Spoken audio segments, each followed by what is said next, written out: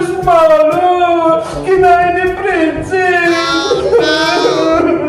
Bebang, tama na. Huwag ka nang umiyak. Nandito na tayo sa school. Baka marinig ka pa. Eh kasi wala akong pagkain mamayang recess Iska eh! Naubos na! Ikaw kasi princess, no? Ang sabi kasi ni Bebang, hati kayo sa marshmallow, pero kinain mo lahat. Bebang, sorry na. Huwag ka nang umiyak. Ito mo, bigyan kita ng piso. Palitan ko yung kinain kong marshmallow. Ano? Piso lang yung ibibigay mo, Princess! Ang haba kaya nung marshmallow kinain mo! Kaya dapat 10 pesos yung ibibigay mo! Hala, ang mahal naman. Huwag ko na nga lang bayaran. Pabili ko na lang ito ng candy mamaya. Princess! Ikaw, princess, pinaiyak mo pa si Beba. Ikaw na nga may kasalanan eh. Babayaran ko na nga. Ayaw pa niya.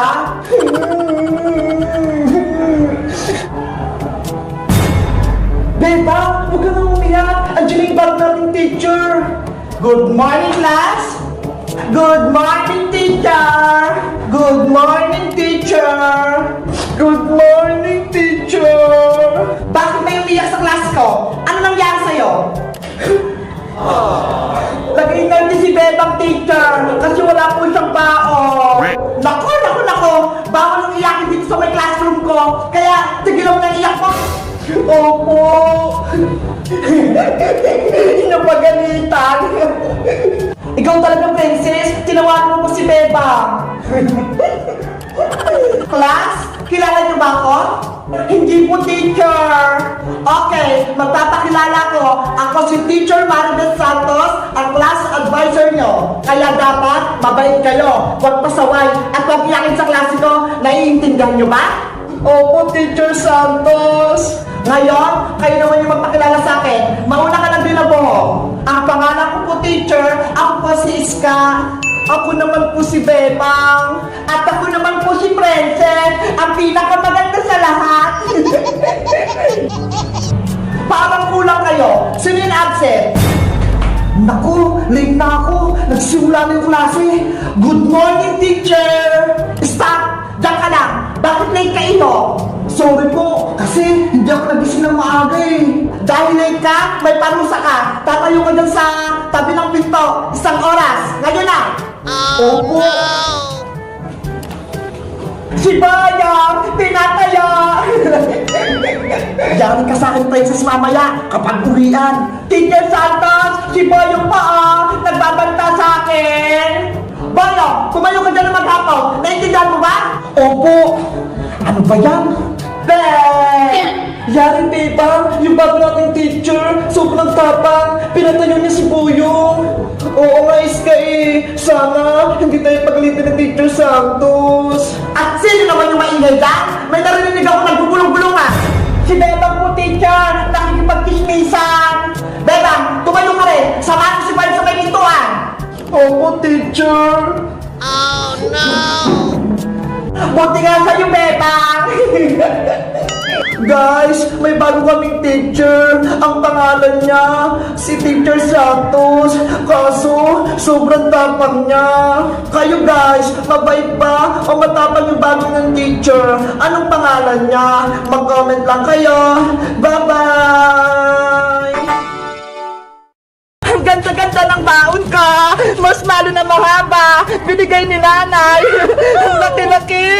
Nasaan na kaya si Iska at si Princess? Mapakita ko sa kanila to. Beba! Tara na sa school. Malilate na tayo.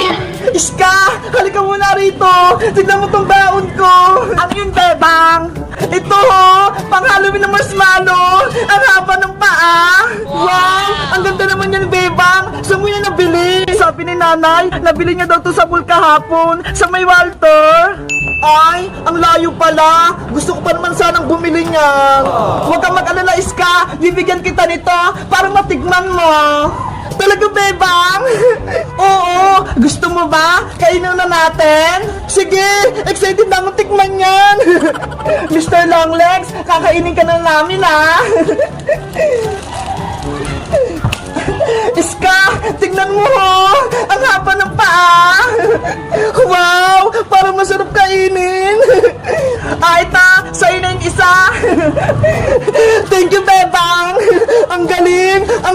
marshmallow! Iska, ikaw na yung unang kumain para malaman ko kung anong lasa. Okay, tikima na!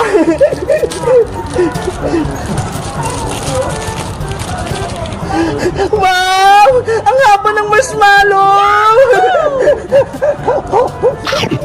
Ang sarap! Ang tamis, bebang! Iska, pakagantin ako kahit konti. Sige, eto bebang oh. Ang sarap! Bebang! Iska! Ano yung kinakain nyo? Princess! May mahabang marshmallow si Bebang! Marshmallow! Patingin nga ako! Ato, Princess, oh! Ay! Ang haba naman yung Bebang! Kaya nga eh! Pati ng Mr. Longlegs! Dalawa to kanina! Kinain na namin ni Iska yung isa! Eto nga natira, Princess, oh! Gusto mo bang tikman? Ano ba yan? Ang liit naman yan, Iska! Gusto ko yung katulad kay Bebang! Mahaba din! Eh, sa akin na to, Princess. Bakang ko to sa school. Iska, binigyan mo. Ako hindi. Akin na lang yan isa, Bebang. Please. Ganito na lang yung gawin natin. Dahil mahaba to, maghati na lang tayo. Sige, payag ako. Ikaw na unang kumain, pero dapat pantay ah. Yes, matitigman ko din yung mahabang marshmallow na Bebang. Akin na, Bebang. Ah, ito ha. Wow, sobrang haba ng marshmallow.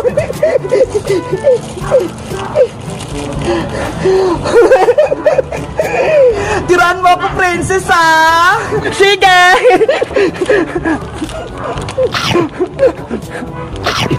Princess, tiraan mo si Bebang! Oh, no!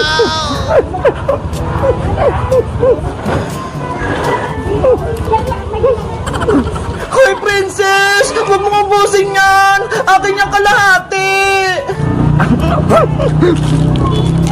Wow! Ang sarap! Naubos ko na yung mahabang marshmallow! Princess! Hindi mo ko tinirahan! Lagot ka na, Princess! Umiyak na si Bebang! Wala akong kasalanan ni Iska, no? Ang haba-haba ng marshmallow ko eh! Tapos, kinain mo lahat! Ang takaw-takaw mo talaga! Sorry, Bebang! Kasi gutom ako eh! Kaya kinain ko lahat yung marshmallow mo! Ano ba yan? Gutomin ka talaga, Princess! Hala! Anong oras na? Bebang! Iska! Halika na! Punta na tayo sa school! Late na tayo! Ayaw nga no! Late na tayo! Tara na, Bebang! Guys! Si Princess! Kinain niya yung bagong marshmallow! Ang haba nun eh! Kayo guys! Anong baon niyo sa school? Mag-comment lang kayo! Bye-bye! Na! Yay! Malapit ko nung matapos tong pinaplantsa kong damit ni Mama. Ibabalita ko kay Bebang pati kay Princess na tinuruan ako ni Mama magplantsa. Ska! Tapos na ba yung pinapaplantsa ko sa yung damit ko? Opo, Ma! Patapos na rin po ako! Tignan nyo ho! Ang ganda ng pagkakaplantsa ko! Walang mga gusot! Wow! Very good! Magaling ka na sa mga gawaing bahay! Mama, may tatanong po ako sa inyo, pero wag po kayong magagalit ha! Sige, huwag kang mahiya! Ano ba yung tanong mo? Kasi po, matagal na ako dito sa Hong Kong, 1 buwan na. Kaso, simula nung dumating po ako, hindi pa rin po ako lumalabas sa apartment natin. Bawal po ba akong lumabas? Iska, malawak yung Hong Kong. Kapag lumabas ka, baka mawala ka. Mahirapan ako hanapin kita. Pero Mama, ang sabi nyo, kapag dumating ako dito sa Hong Kong, igagala nyo ako. Pero hindi naman pala. Lagi na lang ako sa loob ng kwarto. Nalulungkot na ako. Baka magalit yung amo ko. Kapag lumabas tayo, baka hindi na tayo pabalikin. Mawawalan pa ako ng trabaho. Sabi nyo nga po, mag-aral ako dito sa Hong Kong. Pero hindi naman po pala. Oh no! Iska, intindi mo yung kalagayan natin. Bawal tayong lumabas. Pagagalitin ako ng amo ko, baka palayasin pa tayo. Nagsinungaling po kayo sa akin. Dapat po pala, hindi na lang ako pumunta rito sa may Hong Kong. Mama, gusto ko lang po umuwi ng Pilipinas. Ayaw mo ba akong kasama dito, Iska? Gusto ko po, pero hindi ako masaya dito. Hindi ako pwedeng lumabas. Dito lang ako sa may kwarto. Wala pa akong cellphone. Hindi ko pa matawagan si Bebang tsaka si Princess. Miss na miss ko na po sila. Mas mahal mo pa yung mga kaibigan mo kaysa sa akin. Mas pipiliin mo pa sila. Mahal na mahal po kita, Mama. Pero malungkot po ako dito. Wala pa akong kaibigan. Tapos lagi ka pang nawawala. Greta! Iska, tinatawag na ako ni Madam. Iwan na kita dito, ha. Babalikan kita. Mama!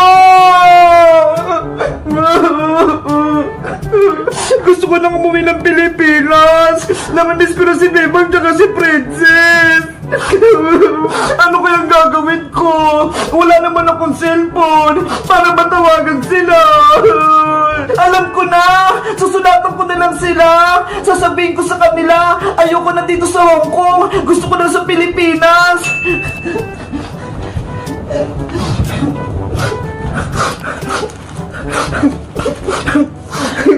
Ito na lang yung paraan para makauwi ako ng Pilipinas. Sana makarating to sa kanila. Dear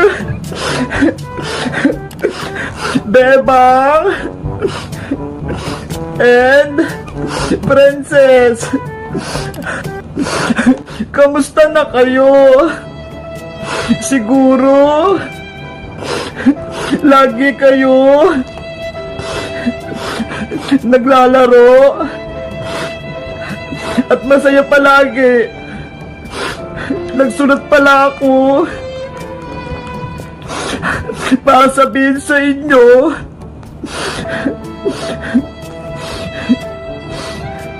na nalulungkot ako dito sa Hong Kong. Hindi ako masaya dito. At hindi rin ako pinalalabas ni Mama. Kasi matapang yung amo niya.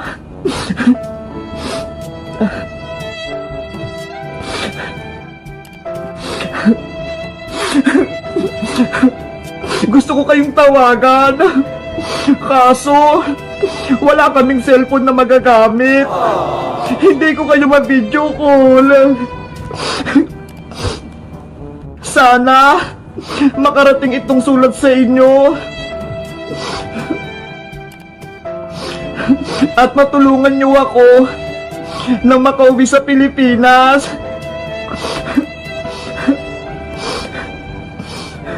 Miss ko na kayong dalawa.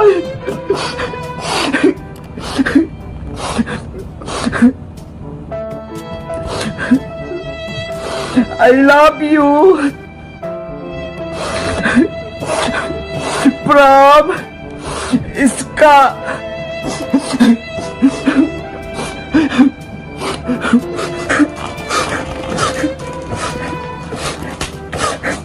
Sana makarating kay Bebang Princess tong sulat ko. Guys, sa tingin nyo, mapapasa pa to ni Bebang pati ni Princess tong sulat ko? Mag-comment lang kayo para makauwi na ako sa Pilipinas. Bye-bye!